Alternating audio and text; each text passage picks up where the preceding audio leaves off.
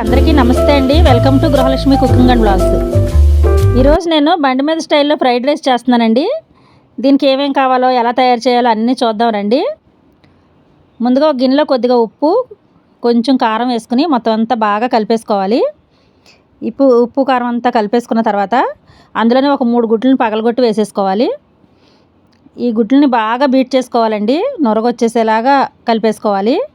విస్కర్తో అయితే బాగా కలుస్తుంది. ఎంత బాగా కలుపుకుంటే అంత ఫ్లఫీగా వస్తుందండి ఆమ్లెట్. ఇదంతా కలిపి ఒక పక్కన ఉంచుకోవాలి. ఇప్పుడైతే స్టవ్ వెలిగించుకుని ఐరన్ పాన్ పెట్టేసుకోవాలి. కొంచెం వెడల్పుగా ఉన్న ఐరన్ పాన్ తీసుకుంటే మనం ఫ్రైడ్ రైస్ కలుపుకుంటానికి వీలుగా ఉంటుంది.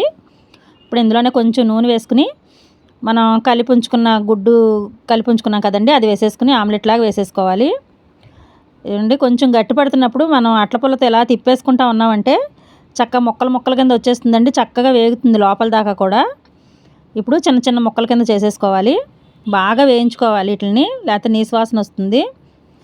బాగా వేగిపోయాక ఒక ప్లేట్లోకి తీసి పెట్టేస్తున్నాను. ఇప్పుడు అదే పాన్లో కొద్దిగా నూనె, కొంచెం వెన్నపూస వేసుకోవాలి. వెన్నపూస మాత్రం స్కిప్ చేయకండి.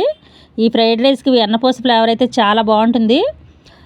నూనె కొంచెం వేడెక్కాక అందులోని ఉల్లిపాయ, పచ్చిమిర్చి కూడా వేసుకుని దోరగా వేయించేసుకోవాలి. మంట అయితే హై ఫ్లేమ్ మీదే పెట్టాలండి.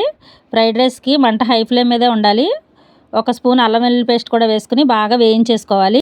ఇప్పుడు అందులోనే టమాటా ముక్కలు, కొత్తిమీర కూడా వేసుకుని బాగా వేయించేసుకోవాలి. ఈ టమాటా ముక్కలు బాగా మెత్తబడిపోయేదాకా వేయించుకోవాలండి. పాను కొంచెం మందంగా ఉన్నది పెట్టుకోవాలి. అందులోనే ఒక స్పూన్ ఉప్పు, కొద్ది కారం వేసుకుని మొత్తం అంతా కలిపేసుకోవాలి.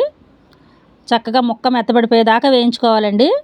టమాటా ముక్కలు బాగా వేగిపోయాక అందులోనే ఒక స్పూన్ ధనియాల పొడి, హాఫ్ స్పూన్ జీలకర్ర పొడి, కొద్దిగా గరం మసాలా వేసుకుని బాగా కలిపేసుకోవాలి. చూడండి, ఆయిల్ పైకి తేలి ఎంత బాగా వేగిపోతున్నాయో. వెన్న వాసన కూడా చాలా బాగా వస్తుందండి. ఇదిగోండి, బాగా వేయించేసుకున్న తర్వాత మనం పొడి పొడిగా ఉడికించుకున్న అన్నాన్ని ఇందులో వేసేసుకోవాలి. అన్నం అయితే కొంచెం చల్లారబెట్టుకోవాలండి. వేడిగా ఉన్నప్పుడు అయితే ముద్ద అయిపోతుంది. అన్నం వేసాక అట్ల పుల్లతో నిదానంగా తిప్పుకోవాలి. అన్నం ముక్క అవ్వకుండా నిదానంగా మొత్తం మసాలా అంతా అన్నానికి పట్టించాలి. మసాలా అంతా పట్టించేశాక మనం వేయించి పెట్టుకున్న గుడ్డు ముక్కలు ఉన్నాయి కదా, అవి కూడా ఇందులో వేసేసుకుని చక్కగా కలిపేసుకోవాలి. ఇప్పుడు అందులోనే కొంచెం కరివేపాకు కూడా వేసుకుని మొత్తం అంతా కలిపేసుకోవాలి. ఒక్కసారి నేను చెప్పినట్టు ఇలా ట్రై చేయండి.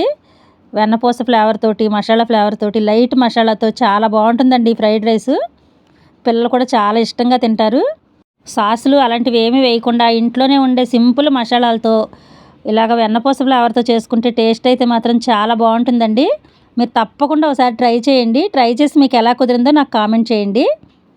అలాగే ఇలాంటి మరిన్ని మంచి వీడియోస్ కోసం మా ఛానల్ని సబ్స్క్రైబ్ చేయండి. మా వీడియో నచ్చితే మాత్రం లైక్ చేసి షేర్ చేయండి. అలాగే పక్కనున్న గంట సింబల్ని అయితే ప్రెస్ చేయండి. మేము పెట్టే ప్రతి వీడియో మీకు వెంటనే వస్తుంది. ఇదిగోండి, ఇలా వేడివేడి ఫ్రైడ్ రైస్లో సన్నగా తరిగిన ఉల్లిపాయ ముక్కలు వేసి తింటా ఉంటే టేస్ట్ అయితే చాలా బాగుంటుందండి. ఇది లంచ్ బాక్స్లోకి కూడా పెట్టొచ్చు. మనం గుడ్లు ముందుగా వేయించుకున్నాం కాబట్టి నీసు వాసన కూడా రాదండి. ఇంతేనండి. మా వీడియో నచ్చితే మాత్రం తప్పకుండా సబ్స్క్రైబ్ చేసుకోండి. Thank you for watching.